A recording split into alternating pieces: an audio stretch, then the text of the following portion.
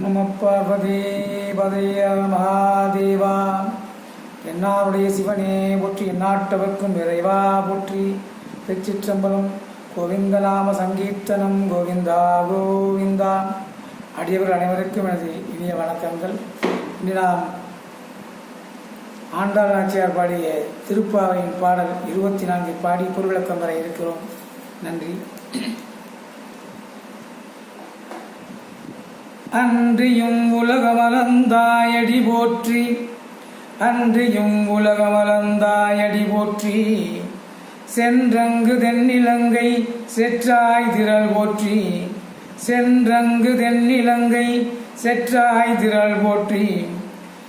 கொண்டடச்சகடம் உதைத்தாய் புகழ் போற்றி, கொண்டடச்சகடம் உதைத்தாய் புகழ் போற்றி. கன்று குணிலாய் எறிந்தாய் கடல் போற்றி, கன்று குணிலாய் எறிந்தாய் கடல் போற்றி. அன்றையும் உலகமலந்தாயடி போற்றி, சென்றங்கு தென்னிலங்கை செற்றாய் திரள் போற்றி.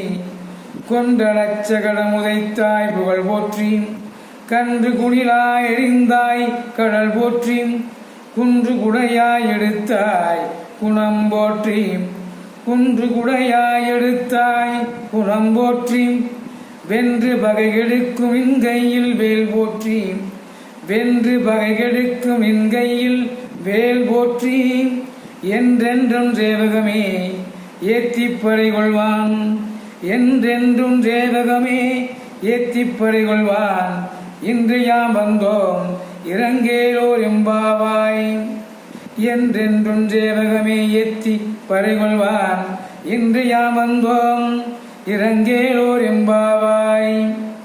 அன்றியும் உலகமலந்தாய் அடி போற்றி, சென்றங்கு தென்னிலங்கை செற்றாய் திரள் போற்றி. கொண்டடச்சகடம் உதைத்தாய் புகழ் போற்றி, கன்று குணிலாய் எறிந்தாய் கடல் போற்றி. குன்று குடையாய் எடுத்தாய் குணம் போற்றி. வென்று பகைகெடுக்கும் என்கையில் வேல் போற்றி. என்றென்று உன் சேவகமே ஏத்திப்பறை கொள்வான். இன்று யாம் வந்தோம் இறங்கேலோர் எம்பாவாய். இதன் பொருள் விளக்கம். மகாபலி இந்த உலகத்தை கைப்பற்றிய காலத்தில் அதை 3 அடிகளால் அளந்து உன்னுடையது என்று உணர்த்தியவனே, உன் திருவடிகளுக்கு வணக்கம்.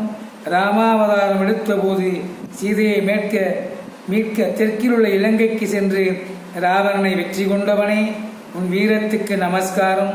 சக்கர வடிவில் வந்த சகடன் என்ற அசுரனை ஒரே உதையில் வீழ்த்தியவனே, உன் புகழுக்கு வந்தனம்.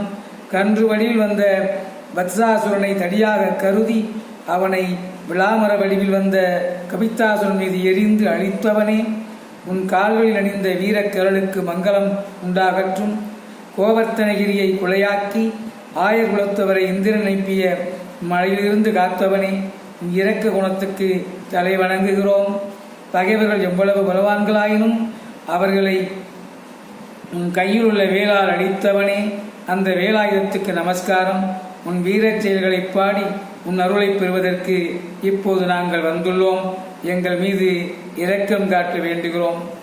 இந்த பாசுரம் மிக முக்கியமானது. இதை தினம் நாம் பாராயணம் செய்யலாம்.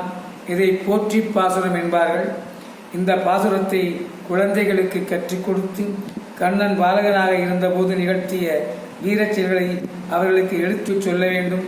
இதன் மூலம் அவர்கள் தைரியத்தை வளர்த்துக் கொள்வார்கள். கோவிந்தநாம சங்கீர்த்தனம். கோவிந்தா கோவிந்தா. நன்றி, வணக்கம்.